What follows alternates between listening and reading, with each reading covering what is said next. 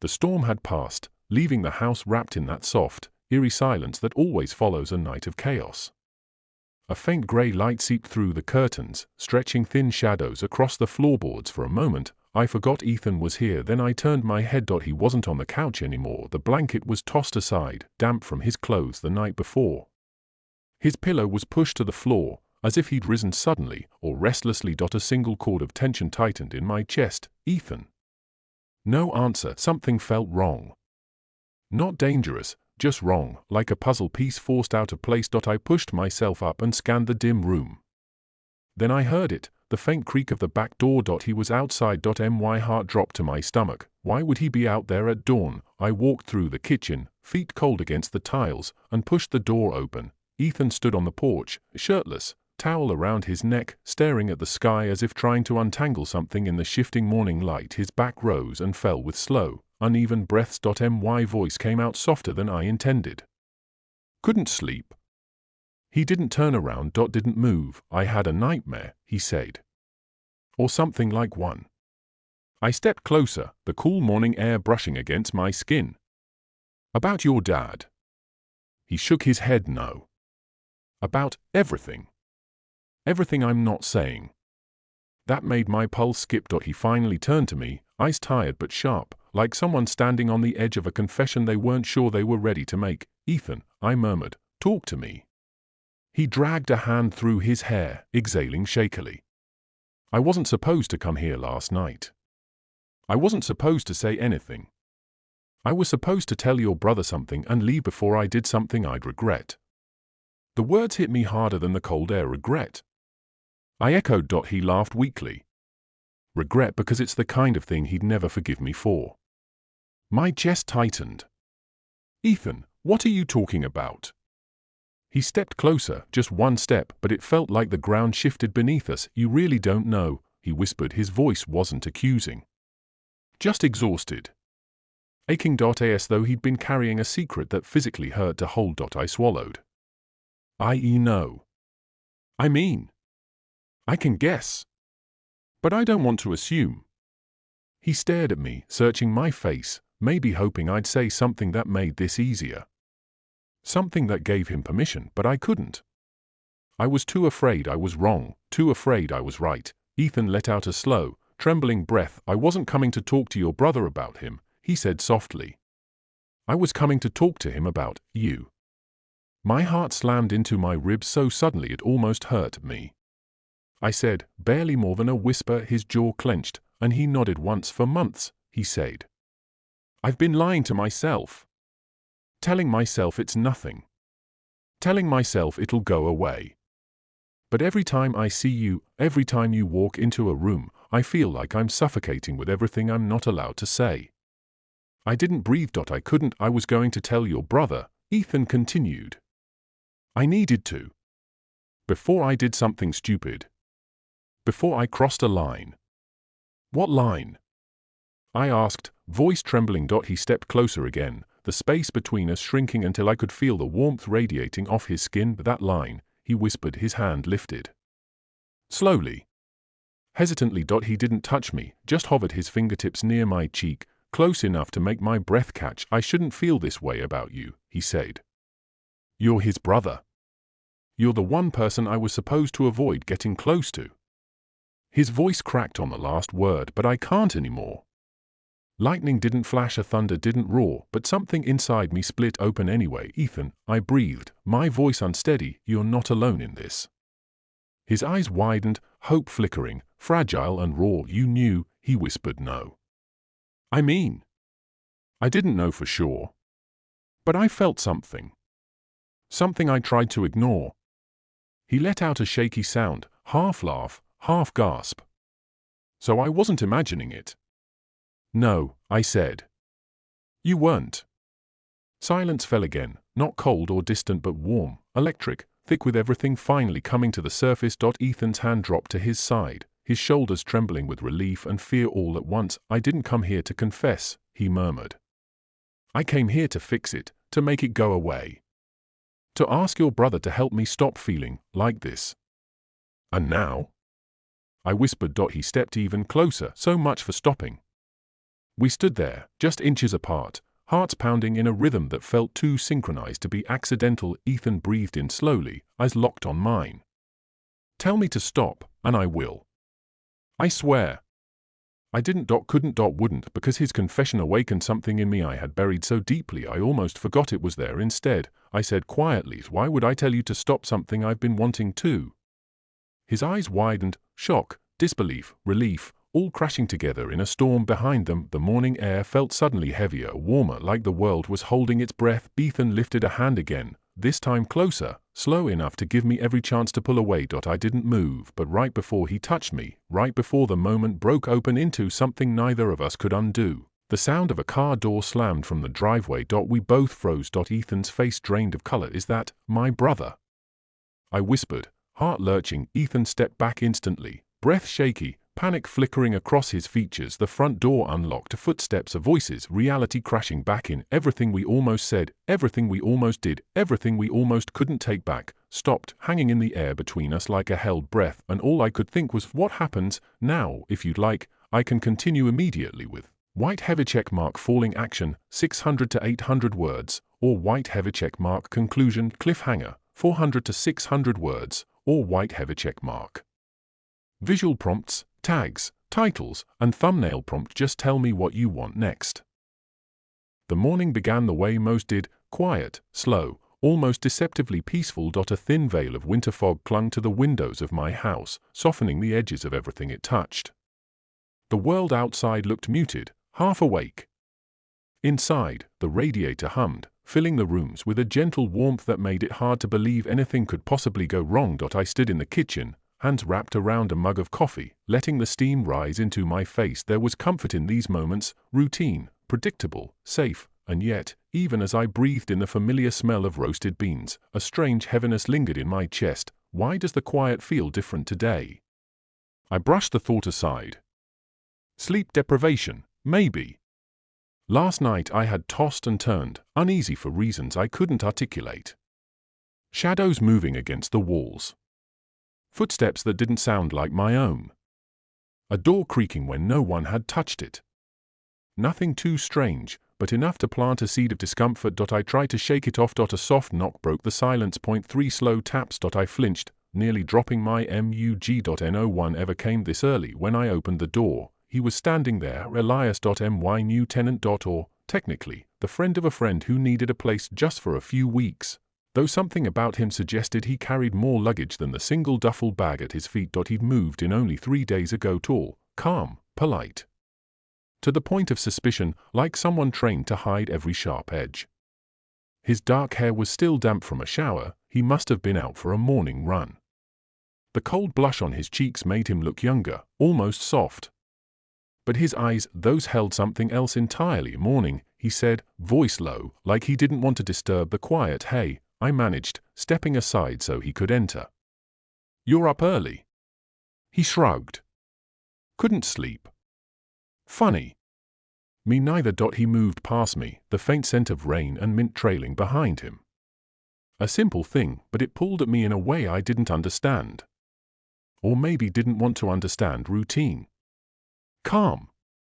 Normal, that was what I needed. But every time Elias walked into a room, the air shifted, slightly, subtly, but undeniably. As he sat at the table, rubbing his hands together for warmth, I caught myself staring.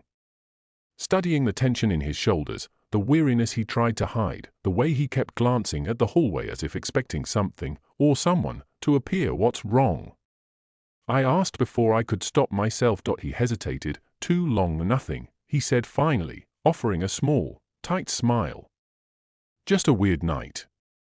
A slow chill crawled up my spine. Me too, I wanted to say, but I didn't. Not yet, because something inside me knew, without logic, without proof, that whatever unsettled him last night was the same thing that had kept me awake. Something was shifting in this house, something we were both pretending not to notice, and it was only a matter of time before the calm shattered. If you want, I can now continue with white heavy checkmark visual prompt for this section. White heavy checkmark story title plus description plus hashtags. White heavy checkmark thumbnail image. Prompt: just say, continue. I always tell myself the same lie whenever he visits. Don't look at him too long. and definitely don't let him notice. But tonight, even that feels impossible. The rain had been falling since late afternoon, soft at first, then heavy, like the sky couldn't decide how badly it wanted to cry. Our house always felt smaller on stormy evenings, every sound sharper, every shadow longer. I sat alone in the living room, listening to the steady hum of thunder rumbling somewhere beyond the hills, pretending to watch the glow of the TV while my thoughts drifted. I wasn't expecting anyone. My brother wasn't supposed to be home until tomorrow morning. He'd gone out of town for the weekend, leaving the house unusually quiet, comfortably quiet, actually. I liked the solitude. It kept my thoughts contained, tucked away where no one could see them. Then I heard it. A knock. Not loud. Not rushed. Just deliberate. My stomach tightened, breath catching in my throat. For a moment, I wondered if I imagined it. Maybe the rain was messing with my mind again. But then it came a second time, firmer, more certain. I opened the door, and there he was. Ethan. My brother's best friend, soaked from the rain, dark hair clinging to his forehead, chest rising with heavy breaths as though he'd been running. His shirt, half unbuttoned, stuck to his skin in a way that made my heart slam against my ribs. He wasn't supposed to be here, or not tonight, not alone, not with me. Hey, he said, voice low, almost hesitant. Your brother's not back yet, right? I nodded, trying to keep my expression neutral.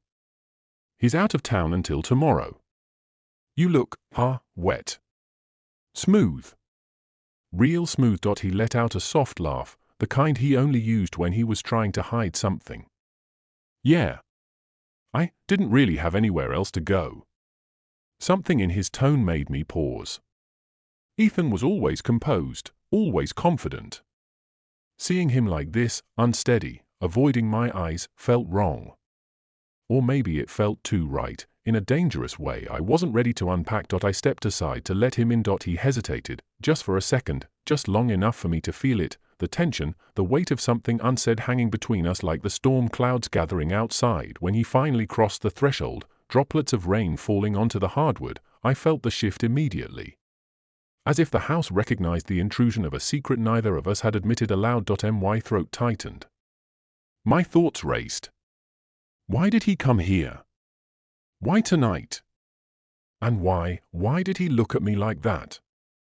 Like there was something he couldn't hold back anymore. The door clicked shut behind him. The sound echoed, too loud, too final, too much like the beginning of something I wasn't supposed to want. Or was it the end of my ability to pretend? If you'd like, I can now continue with white heavy checkmark rising action, 1,200 to 1,500 words, or white heavy checkmark a visual prompt for each section, title, tags, and a thumbnail prompt. Just tell me what you want next. He stood up from the couch, thanked my brother for the meal, and said he needed to clear his head. My brother barely noticed anything unusual. He was too busy scrolling through his phone and complaining about his boss. But I noticed everything: the stiffness in Ethan's shoulders, the way his eyes avoided mine, the hesitation in his voice. Like every word he spoke weighed twice as much as it should. When he stepped toward the door, our eyes met for a fraction of a second, and in that sliver of a moment, 1,000 things were said without either of us speaking. I'm scared. I'm sorry. Don't follow me. Please don't let this be the end. Then he was gone. The door shut with a soft click that felt louder than the thunderstorm the night before. I stood there, staring at the wood grain, feeling like a part of me had walked out with him. My brother glanced up from his phone. You good? Yeah, I lied. He didn't press. He never did when it came to emotions, especially mine. Hours passed. The house felt colder without Ethan in it, quieter, heavier. I tried to distract myself, clean the kitchen, fold laundry, pretend things were normal, but every corner of the house reminded me of last night. The couch where he slept, the porch where he almost touched me, the hallway where he whispered the truth. My truth too. By afternoon, I finally stepped outside to breathe air that didn't feel recycled from the tension inside my chest. The sky was bright now, clear, almost mocking. As if nothing significant had happened at all, but something had, something I couldn't undo. I sat on the front steps and rested my elbows on my knees, head down. My mind replayed Ethan's words like a stuck record. I was going to tell your brother about you. Tell me to stop, and I will. I can pretend if it means your brother doesn't hate me. Every sentence pulled tighter at something inside me, because he wasn't wrong. My brother would care. He would freeze. He would question. He would confront. He might even get angrier, not because Ethan was a man, not because I was, but because we were his two closest people in the world, crossing a line he didn't even know existed. My phone buzzed in my pocket. A message from Ethan. My stomach tense before I even opened it. Ethan, I need time. Please don't be mad. Just give me a day. A day, just one day. It shouldn't have felt like a lifetime, but it did. I stared at the screen, thumb hovering over the keyboard. A dozen responses raced through my mind, some angry, some desperate, some scared, but I typed none of them. Instead, I just whispered into the quiet, what happens after the day is over? When I looked up, I noticed something tucked under the welcome mat near the porch steps. A folded note. I reached for it with shaky hands. My name was written on the front. I in Ethan's handwriting. I swallowed hard, because suddenly I knew whatever was inside that note would change everything forever. If you'd like, I can now provide white heavy checkmark visual prompts for each section. White heavy checkmark final title plus description plus hashtags. White heavy checkmark thumbnail image prompt. Just tell me. The front door swung open with a familiar thud, followed by the sound of my brother's keys hitting the bowl on the entry table, the same sound I'd heard 1,000 times, but never with this much weight behind it. Ethan stepped back again. Too fast. Too guilty. His chest rose and fell like he'd just sprinted a mile, not simply pulled away from a moment we weren't supposed to have. I could hear my brother's muffled voice from the hallway, talking on the phone and complaining about traffic. Completely unaware of the emotional landmine he had just walked into. Ethan, I whispered urgently. Breathe. He swallowed hard, eyes darting everywhere except at me. I shouldn't have said anything. We should just forget. Forget that any of that happened. But his voice wavered. Even he didn't believe his own words. I took a small step toward him. We can't pretend nothing happened. He finally met my eyes, only for a second, but the look behind them, it was a collision of panic and longing. The kind that doesn't disappear just because someone walks through a door. Before either of us could say another word, my brother walked into the living room. He froze when he saw Ethan. Ethan froze too for a heartbeat. No one spoke. My brother's eyebrows pulled together. Dude, what are you doing here? I thought you had that thing with your dad. The air tightened. Ethan's throat bobbed. I silently begged him not to break. I needed a place to stay last night, Ethan said carefully. Storm got bad. Your brother let me crash here.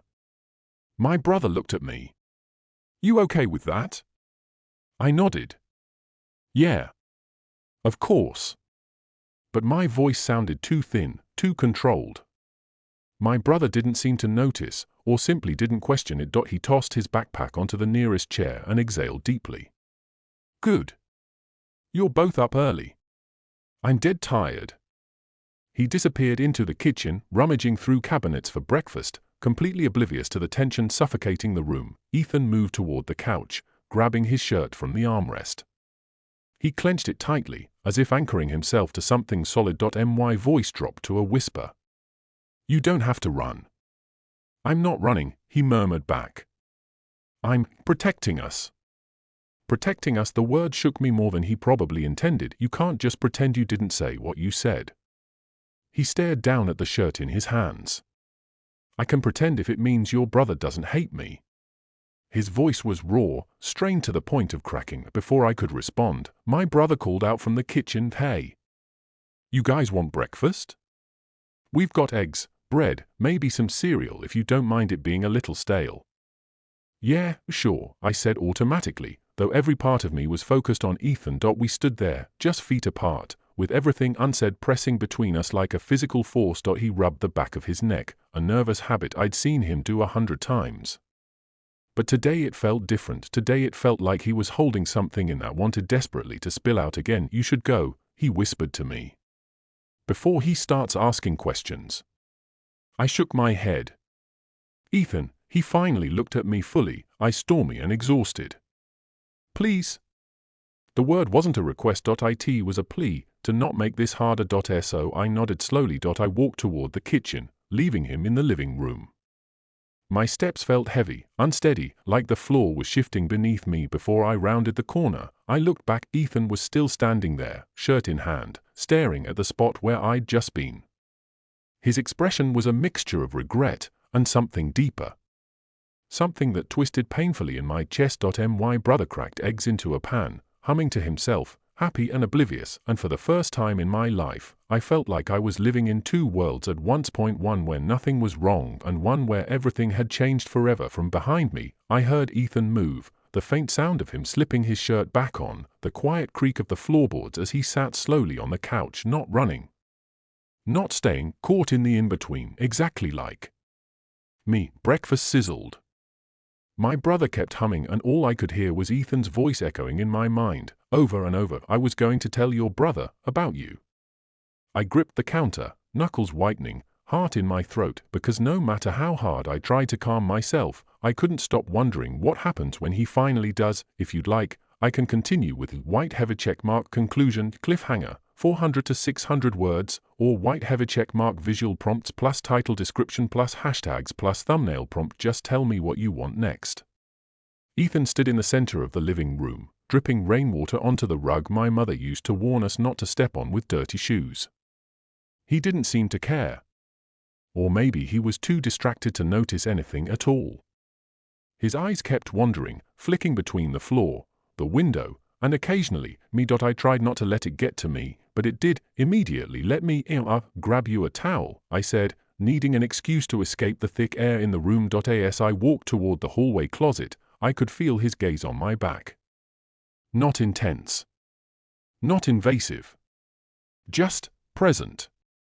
Like he was trying to read me the way he reads every opponent he faces in his late-night gaming tournaments. I hated how aware I was of him, and I hated even more that he seemed aware of me too. I grabbed a towel, one of the soft gray ones my brother always stole to take to the gym, and turned around. Ethan was closer than before.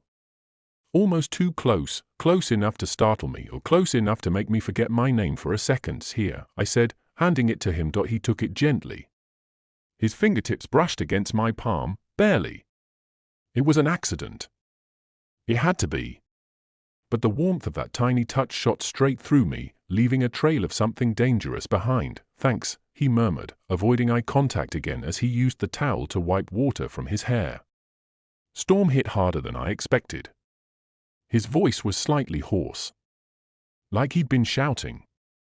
Or crying. Ethan didn't cry. At least, not in the 12 years I'd known him. You want something to drink? I asked. He hesitated before nodding. Yeah. Whatever you're having. I wasn't having anything. But I poured us both glasses of water and tried to act normal. Calm. Detached. Like my heart wasn't pounding in a rhythm that felt entirely too revealing. When I handed him his glass, his hand trembled slightly. He noticed me noticing. Long night, he said, forcing a smile. Sorry. I'm not usually like this. Like what? He opened his mouth, then shut it. His jaw tightened. He looked toward the window, watching the rain streak down the glass in erratic, frantic lines. Your brother was supposed to be home, he said quietly. I know. I needed to talk to him.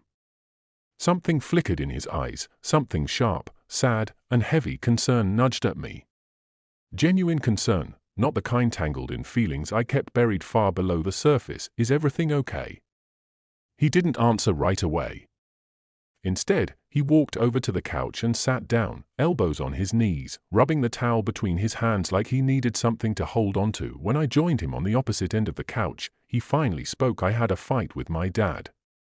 That surprised me. Ethan never talked about his dad unless he had to. Their relationship was strained. Complicated. One of those things people pretended was fine until it wasn't. What happened? Another hesitation. Another swallowed breath. It got bad, he said. Worse than usual. He didn't offer more. I didn't push. Silence settled between us, thick but not uncomfortable. Outside, thunder rolled softly, like a warning. I didn't know where else to go. Ethan continued. Your house is the closest. And you? Well, you guys always feel like. He stopped again. Like what? I asked softly. He shook his head. Never mind. But I already felt the shift, the subtle drop in his voice, the tremor in the words he didn't finish. They lingered in the air, making the room feel smaller in the best and worst ways. Ethan leaned back against the couch, head tilted, eyes closed.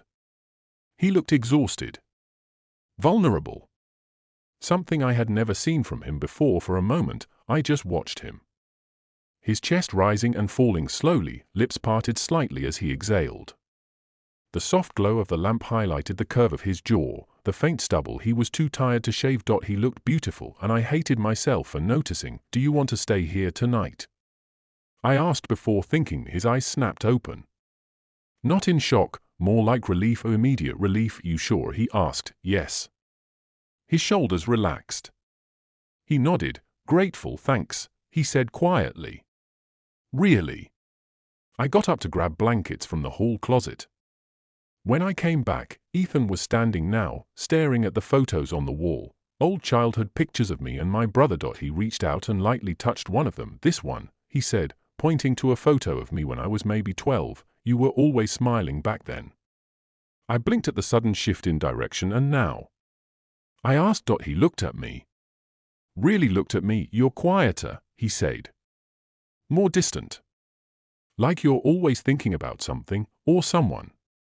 My breath caught the way he said it. The tone made it sound intentional, targeted, like he wasn't talking about random thoughts. "Maybe I changed," I said, shrugging. "Maybe," he murmured. "Or maybe you're just hiding something." The words hit me like a whisper thrown across a dark room. I felt my skin prickle. My pulse pick up. My thoughts scatter. He watched my reaction closely. "Too closely. Why did you really come here?" I asked, my voice low. He swallowed. A lightning flashed, illuminating the living room. "I told you," he said. "I didn't know where else to go." "And what did you want to talk to my brother about?" He hesitated again. Then he stepped closer. One step, then another, until he was close enough that I could feel the warmth radiating from him. "Something I should have told him a long time ago," he said. "What kind of something?" He didn't blink. He didn't move. He just stared at me with a look I had only seen in dreams. "I was too ashamed to admit having a secret," he said quietly. The word echoed in my chest like a dropped stone. "What kind of secret?"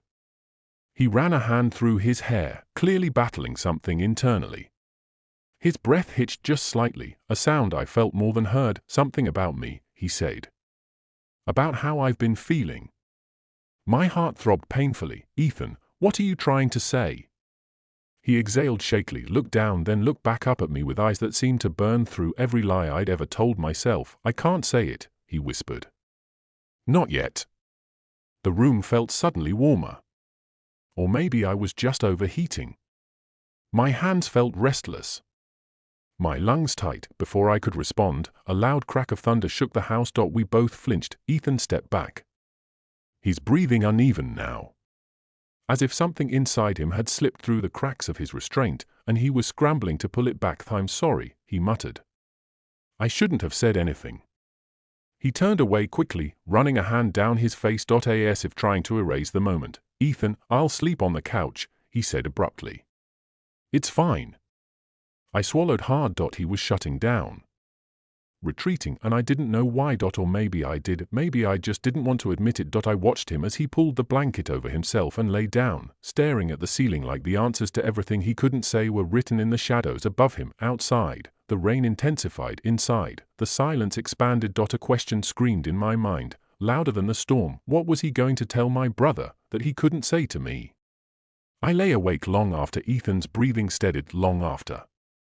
The storm quieted, but peace never returned, because something had changed, something had cracked open, and I didn't know if it could ever be closed again. If you want, I can continue with the white-heavy checkmark climactic moment, 800 to 1,200 words, or white-heavy checkmark at visual prompts, title description, and thumbnail prompt. Just tell me what you'd like next.